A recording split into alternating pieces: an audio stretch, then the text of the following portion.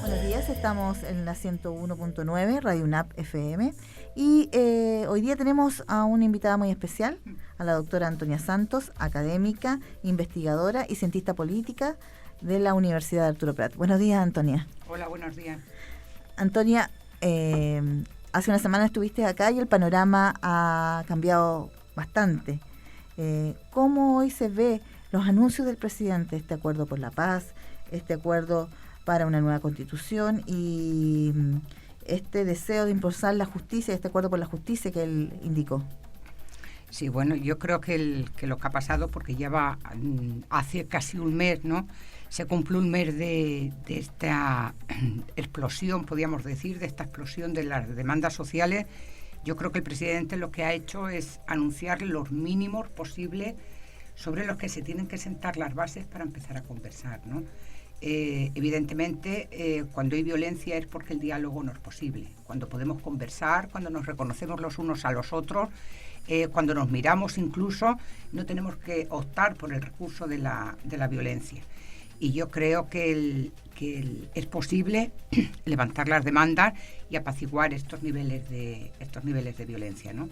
Yo creo que son tres elementos básicos: el cómo construimos una paz social desde el diálogo, cómo ese diálogo no puede estar exento de lo que es la justicia, cómo hay que aplicarla para un lado y para otro. Quiero decir, cómo sancionamos los desmanes, pero también cómo sancionamos lo que es el abuso de la fuerza, que en este caso en Chile ha habido un exceso, y esto lo dicen todos los observadores internacionales de derechos humanos, incluso externos como internos, ¿no?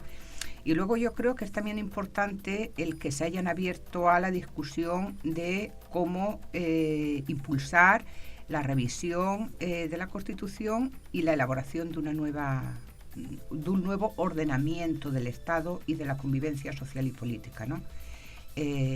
Bueno, a mí me parece que son mínimos, y dentro de esos mínimos habrá que ir avanzando, porque estos acuerdos se suman a las medidas que él anunció previas al establecimiento de estos acuerdos, ¿no? Sí creo que la tensión ha aumentado, porque en un momento inicial, claro, hay una explosión y estás un poco a la expectativa de que se baje ese nivel, ¿no? Pero lo que se ha evidenciado en los últimos días es que siguen estas demandas, que siguen estas movilizaciones. Por tanto, hay que establecer esos acuerdos, y en esos acuerdos tienen que participar todas las fuerzas políticas y sociales. Ayer tanto el oficialismo como la oposición se reunieron en el Parlamento para analizar lo que sería, de acuerdo a ellos, la solución, que es la convención constituyente. Pero la ciudadanía sigue insistiendo en la otra salida, la asamblea constituyente. ¿Cómo ves esta discusión donde muchos alegan que como parlamentarios y oposición, en este momento sí la ciudadanía van a decidir qué medida para tomar estos cambios o cómo cambiar la Constitución? Sí, lo que pasa es que una convención constituyente es algo, o sea, no es solamente semántica, ¿no? Pero es algo muy similar, lo que es una convención a lo que es una asamblea.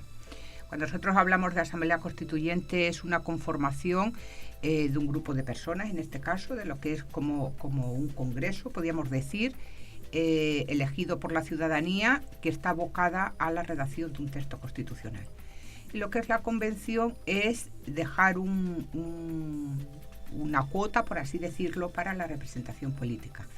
¿Pero qué quiero decir con esto? Que lo que se tiene que poner de acuerdo es cómo se conforma lo que es esa asamblea, porque al final se tiene que conformar una asamblea, y quiénes pueden integrar esa asamblea. Ese es el punto. Todas las experiencias que tenemos de asambleas o de convenciones constituyentes donde se han tenido que poner de acuerdo es quiénes pueden ser electos, por así decirlo, para integrar esa comisión, porque al final de lo que se trata es de conformar un grupo de ciudadanos que discutan lo que es el contenido de esa Constitución. Evidentemente, yo creo que lo que pretende el gobierno es ejercer un cierto control político para que la voz no sea solamente ciudadana, ¿no? Pero eso también se puede evadir un poco si tenemos en cuenta que que los integrantes de partidos políticos también deben ser voces ciudadanas. Nosotros no nos podemos olvidar de la función que tienen los partidos políticos y lo que son los partidos políticos. Y no podemos pretender que no se llegue en una Constitución a establecer qué es una democracia representativa. Quiero decir, nos podemos cuestionar el funcionamiento de la democracia, pero no nos vamos a cuestionar que la democracia se basa en un principio de representación. Y en ese principio de representación no van a desaparecer los partidos políticos. Entonces yo creo que, bueno, que hay que hacer una reflexión de decir que no estén solamente los partidos políticos, que deben estar, que además debe de haber especialistas en lo que es las normas y la construcción de un texto constitucional, porque tienen mucho, las palabras tienen mucho sentido en un texto como este, ¿no? Y en ese sentido creo que tiene que haber una amplia participación popular de organizaciones sociales, se tiene que respetar lo que es la cuota de género, tiene que haber una representación, se tiene que respetar ese 40%, debe haber una representación también de lo que son los pueblos originarios, quiero decir, debe ser una asamblea que tienda al mayor pluralismo posible. Y eso puede ser bajo la figura de la convención o bajo la figura de asamblea. Lo que sí creo que es importante y que es relevante es que se deben hacer plebiscitos previo y post. Quiero decir, debe de haber un plebiscito de entrada para la conformación, debe ser la voluntad popular la que decida en última instancia qué modalidad quiere, y debe haber un plebiscito, un referéndum de ratificación de esa carta. Yo creo que eso es importantísimo, porque eso sí le otorga una base de legitimidad muy importante. Evidentemente. Antonia, una de las grandes trabas que ha tenido llegar a acuerdos es las denuncias contra los agentes del Estado en lo que respecta a violaciones de los derechos humanos. ¿Cómo ves tú el avance que se ha tenido desde el inicio de este estallido social hasta hoy? Bueno, yo creo que la fuerza debe ser proporcional y medida en función de lo que está ocurriendo, pero no debemos olvidar que al final el Estado tiene unas fuerzas que de alguna forma tienen que garantizar esa paz social. ¿Qué hacen los carabineros, por ejemplo, cuando se incendia un edificio y cuando corre peligro incluso la vida de las personas que están en el interior? Quiero decir, deben actuar y a veces ellos mismos se sienten sobrepasados. Por tanto, la pregunta es, ¿nos gustaría vivir en un Estado donde no haya una fuerza pública que cuide por los intereses de todos? Es que esa es una pregunta de fondo. Ahora, ¿cómo deben actuar? Deben actuar con la preparación suficiente para intervenir en esas movilizaciones. Son movilizaciones impresionantes, quiero decir, enfrentar lo que son, porque no estamos hablando solamente de lo que es las manifestaciones pacíficas. Aquí hay como una especie de, no sé, a mí me parece algo surrealista, ¿no? Durante el día todo funciona muy bien. Pensamos que vivimos en una situación normal o queremos vivir en una situación normalizada, ¿no? Común y corriente como lo hacemos en el día a día. Vamos a trabajar, hacemos nuestras compras, ahora eso sí hemos acortado nuestros horarios. Entonces, a partir de las 4 o las 5 de la tarde empiezan esas movilizaciones, esas concentraciones pacíficas, y a partir ya de las 6 o las 7 empiezan otro. Como que aquí hay un ciclo así, y además eso ya lo tenemos en el último mes, ¿no? Yo creo que sí tenemos que hacer un esfuerzo, no sé, lo que vimos el otro día en la Plaza Italia, quemándose edificios en una calle aledaña y miles de personas concentradas. Quiero decir, eso es para que en algún momento pueda ocurrir una masacre. Y afortunadamente en Chile eso no ha ocurrido, pero ha habido situaciones dramáticas, ¿no? Para mí, y yo esto es una premisa que siempre utilizo, la violencia conduce a violencia, ¿sí? Y conduce a violencia de las fuerzas que en este caso estén enfrentadas. Los carabineros tienen una misión, la movilización social tiene unos objetivos y unos intereses, han actuado de manera violenta mutuamente, y yo creo que hay formas de hacer una violencia, por ejemplo, pasiva. Una violencia pasiva es parar calles, es hacer sentadas, es hacer manifestaciones permanentes. Quiero decir, hay formas de esa resistencia pasiva, ¿no?, Pero yo creo que esto evidentemente hay que pararlo. La cantidad de jóvenes que tenemos heridos y algunos con lesiones que van a ser de por vida, me parece que es algo, o sea, brutal, ¿no? Uno de los grandes problemas con que se ha suscitado el llegar a acuerdos es justamente el hecho de que no existen líderes claros respecto a este movimiento, a este estallido social. ¿Se van a generar líderes, tú crees, a esta altura de este movimiento? Se tienen que generar líderes, sí. Pero cuando hablamos de líderes, a veces hablamos como de líderes en sentido negativo. Y el liderazgo tiene también un sentido positivo. En política debe de haber liderazgos, pero deben de ser liderazgos que sean ejemplares. En Chile yo creo que falta liderazgo porque, y esto lo vienen diciendo los estudios de opinión pública, porque se ha generado mucha desconfianza. Quiero decir, aquí cuando se levanta alguna movilización, tú no te cuestionas el objetivo, te cuestionas quién lidera ese objetivo. Y entonces eso hace mucho daño a los propios movimientos. Creo que también que lo que pasa en Chile, la forma que tenía de funcionar ese sistema político hacía que fuese una élite política muy fuerte y que esa élite política controlase los liderazgos. Buen ejemplo de esto es que nunca se sabe antes, un año previo a las presidenciales, quiénes son los líderes políticos en este país, porque todo reside en lo que es la representación parlamentaria, que son en realidad los que controlan los partidos políticos. Pero aquí cualquier liderazgo, hay una cultura política que trata de desvirtuarlo. Y yo creo que los liderazgos tienen que ser emergentes y tienen que ser escuchados. No podemos pretender que esto va a mantenerse en el tiempo esto se tiene que canalizar. Y evidentemente la forma de canalizarlo es que tienen que salir voces que sean creíbles, que generen confianza y que sean capaces de legitimarse frente a lo que es la sociedad civil, ¿no? Pero no cabe duda que estos son acciones políticas, por tanto tienen que ser líderes políticos. También una de las cosas que ha llamado la atención frente a este estallido social es la falta de presencia en general de las iglesias o de ciertas instituciones que antes eran como muy señeras o muy preocupadas de lo que estaba pasando en el entorno. No hay declaraciones de autoridades de esa índole. ¿Qué está pasando en ese sentido? Porque también vemos que hay cambios de actitud, cambios en el comportamiento que siempre habían tenido dentro de lo que era el país. Sí, bueno, pues eso responde, yo creo, a dos situaciones.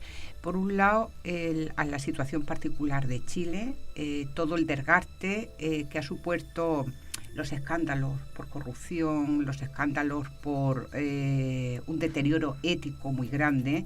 En este caso hablo de todas las denuncias que ha habido por abusos sexuales y evidentemente eso ha quitado potencia y legitimidad a la Iglesia para poder ser un agente con una voz o con una importancia social como la que tuvo anteriormente. Pero no solamente está desvirtuada el papel de la Iglesia, yo creo que todas las instituciones que cohesionaban lo que eran las relaciones sociales están hoy muy cuestionadas. Quiero decir, ninguna entidad es capaz de levantar la voz y ordenar esto más allá de condenar lo que es la violencia por un lado o por otro lado poder incitar a que sigan las movilizaciones, ¿no? Pero no hay ahora mismo en Chile, yo diría, y esto lo dicen también las encuestas, salvo bomberos, ¿no? Es que salen como durante muchos años la institución más respetada en Chile fue Carabineros, ¿no? Yo tuve ocasión de poder trabajar las encuestas de opinión durante 15 años y se mantenía Carabineros como la institución más respetada por los chilenos.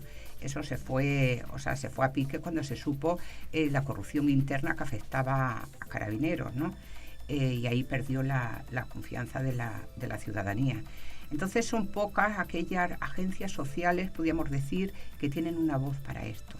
Hemos vivido un cambio social muy grande del que no nos hemos hecho cargo. Ha habido cambio en la forma de relacionarnos, en las formas de comunicarnos, en la forma de organizar la familia, el lenguaje también. En el lenguaje, en los establecimientos educacionales. Quiero decir que la educación y la educación como institución, como establecimiento, siempre era una voz potente. Los educadores tenían una voz en este país. Y hoy en día eso está completamente perdido. Buen ejemplo de eso, yo siempre lo pongo. Un ejemplo de deterioro de lo que estaba pasando en Chile era la situación del Instituto Nacional. Uno de los principales establecimientos emblemáticos de este país, de educación pública, donde a las 8 de la mañana los estudiantes ingresaban con los carabineros en la puerta y dentro, se ha demostrado cómo se construían bombas molotov y se tiraban desde el tejado. Quiero decir, cuando un establecimiento educacional con educadores, con sostenedores, con apoderados, no es capaz de mediar y de sentarse a conversar y de ver cuál es el conflicto, no es capaz de hacer eso a un nivel muy micro, esa misma situación la tenemos a un nivel macro. El Instituto Nacional para mí representa lo que pasa en el conjunto del país. Entonces es una oportunidad, por ejemplo, para que instituciones como los gremios, que hoy día lamentablemente estaban muy despotenciados, vuelvan a cobrar sentido dentro de lo que es organización país. Eso es lo que debería ser. Lo que pasa es que los gremios también se han visto muy afectados y muy desvirtuados cuando vemos la cantidad de gente que participa y que vota, cuando vemos cómo se conforman lo que son las direcciones, cuando vemos el nivel de convocatoria, no sé, que pueden tener los sindicatos, como la CUT, como el Colegio de Profesores, como la ANES, etcétera. Ellos también han vivido un deterioro. Yo creo que es muy importante, pero esto no se construye de un día para otro, y yo insisto mucho en esto. Los sistemas políticos y los políticos deben ser ejemplares respecto a los ciudadanos, porque lo que están generando y lo que se genera siempre es cultura política. La cultura política no es cultura de convivencia, es una cultura relacional, ¿no? Y yo creo que lo que ha habido en Chile es precisamente una pérdida muy importante de lo que es la cultura política o la cultura cívica, que le podríamos llamar, ¿no? Entonces yo creo que eso también hay que reconstruirlo. Las divisiones internas dentro de los gremios han sido muy acusadas. Y sobre todo porque lo que ha producido este sistema político que se ha establecido en Chile en los últimos 30 años es mucha competencia, mucha individualidad, mucha indiferencia, el sálvese quien pueda, y al final nos hemos dado cuenta que el sálvese quien pueda es que los problemas son comunes para todos. Y cuando los problemas son comunes para todos, estamos no solamente ante una crisis social, estamos ante una crisis política, y la solución debe ser política. Ahora lo que nos tenemos que poner de acuerdo es quiénes deben ser parte de esa solución, quiénes son los interlocutores para llegar a una solución, y esos son actores políticos. Los actores políticos pueden surgir de la base social, de la organización social. Finalmente, Antonia, tú señalabas, Bombero está considerado como una de las instituciones más fuertes, y en el sexto lugar están las universidades. ¿Cuál es el papel que deben cumplir hoy las universidades? Las universidades deben ser un centro, yo diría, un agente primordial en esta situación. Creo también que lo que le pasa a las universidades es la mercantilización del conocimiento. Y pienso que va a ser un tema que se tiene que discutir, sobre todo porque uno de los caudales, por así decirlo, que va a impulsar lo que van a ser estas demandas y que va a salir a la calle fue el movimiento estudiantil. Antes del movimiento estudiantil aquí no hubo movilizaciones masivas. Era una sociedad civil que estaba, por así decirlo, completamente silenciosa. Los que irrumpen en el escenario público, los que ocupan la calle para la protesta, esos fueron los estudiantes.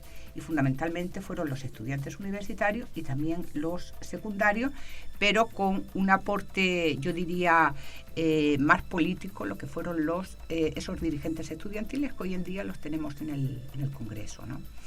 Yo creo que las universidades deben ser, primero, un espacio abierto, un espacio en comunicación permanente con lo que es la sociedad, y las universidades deben ser escuchadas.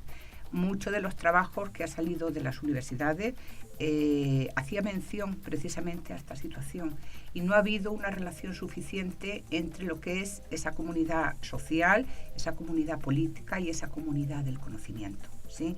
Han tenido más peso, por ejemplo, la comunidad informativa o las élites de la comunicación que las élites del conocimiento, sobre todo por ese desprestigio que digo que viene por la mercantilización, donde las universidades compiten para todo, para obtener fondos en investigación, para tener más estudiantes, etcétera. Creo que las universidades se tiene que dar un fortalecimiento. Creo también que ese fortalecimiento tiene que venir de la mano de las universidades estatales y creo que tiene que haber una dimensión territorial también muy importante. Creo que va a haber un gran protagonismo de lo que son las universidades en la región, las universidades regionales. Gracias, Antonia, por acompañarnos. Sé que tienes una agenda muy ajustada y seguramente estaremos comunicando de manera presencial o por teléfono para que podamos seguir analizando lo que está sucediendo en el país y cómo de alguna manera también podemos aportar con una mirada distinta, con una mirada más amplia. Y también esto es un llamado a todos los sectores a escuchar, a ponerse de acuerdo en algunas cosas que yo creo que son las básicas para poder conversar. Muy bien, gracias a vosotros.